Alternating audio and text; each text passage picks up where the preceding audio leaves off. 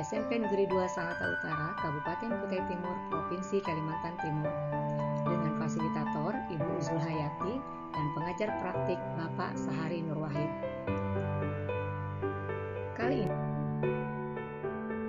saya akan memberikan kesimpulan tentang pemikiran Ki Hajar Dewantara.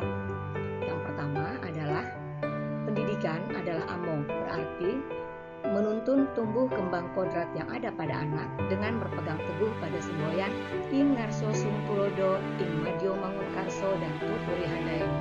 Artinya, seorang pendidik ketika berada di depan harus bisa menjadi teladan, ketika berada di tengah harus bisa menjadi penuntun, dan ketika berada di belakang bisa memberikan dorongan.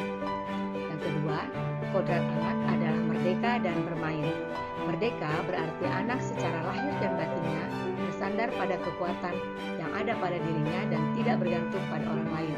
Sedangkan bermain adalah setiap anak menyukai permainan, maka permainan dapat menjadi bagian dalam pembelajaran. Ketiga, pendidikan harus berpihak pada anak. Artinya, anak terbebas dari segala ikatan.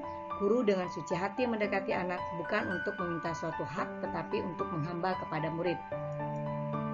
Kemudian yang keempat adalah anak bukan tabula rasa, atau anak bukanlah sebuah kertas kosong, tetapi anak adalah sebuah kertas yang telah memiliki tulisan samar-samar, di mana pendidik dapat menebalkan tulisan atau kodrat yang baik pada anak dan tetap membiarkan kodrat buruk dalam bentuk tulisan samar agar tertutupi dengan tulisan yang baik. Yang berikutnya, yang kelima adalah tentang budi pekerti. Budi pekerti disebut juga sebagai watak atau karakter. Ketika pikiran, perasaan, dan kemauan dapat diselaraskan, maka akan terbentuk budi pekerti yang bijak yang akan menimbulkan semangat. Yang keenam, pendidik dan murid dapat diibaratkan sebagai petani dan benih yang akan disemai. Artinya adalah bahwa jika seorang petani menyemai benih padi, merawat, menjaga dari gangguan hama, memupuk dan memberikan nutrisi terbaik, maka akan menghasilkan padi dengan kualitas yang lebih baik. Tetapi tidak dapat merubah kodrat padi menjadi tanaman yang lain, misalkan jagung, kedelai, dan lain-lain. Seperti itulah seorang pendidik yang mendidik anak dengan baik dan merawatnya serta memenuhi semua kebutuhan perkembangan kodratnya, maka anak tersebut akan tumbuh menjadi pribadi yang merdeka, berbudi pekerti, dan akan terwujud profil pelajar Pancasila.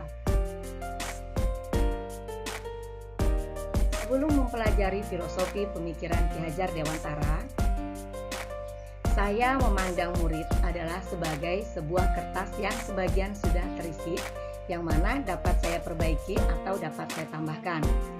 Yang kedua, saya lebih cepat memvonis ketika murid melakukan kesalahan daripada berusaha mencari penyebab. Yang ketiga adalah pembelajaran berpusat pada saya sebagai guru dengan pembelajaran yang bersifat tradisional. Dan yang terakhir adalah pembelajaran lebih mementingkan aspek kognitif dan kurang memperhatikan karakter siswa.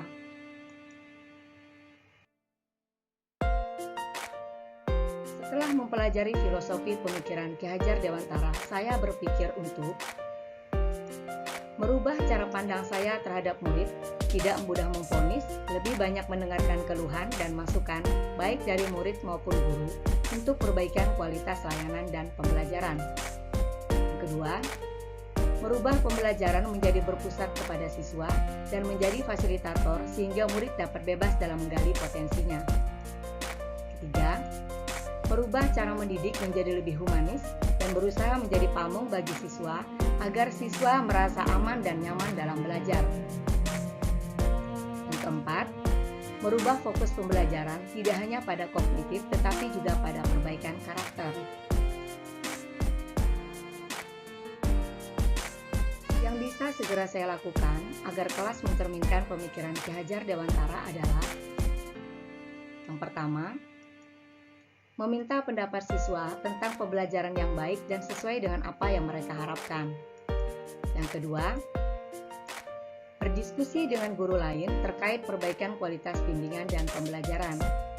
Yang ketiga, merancang pembelajaran yang berpusat pada murid melalui model pembelajaran berbasis proyek dan permainan. Yang keempat, menggunakan media pembelajaran yang sesuai dengan perkembangan zaman. Dan yang terakhir adalah memasukkan unsur budaya lokal dalam pembelajaran demi menumbuhkan karakter siswa dan kecintaan terhadap budaya daerah.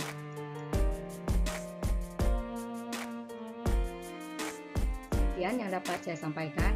Salam guru penggerak dan selalu bahagia. Assalamualaikum warahmatullahi wabarakatuh.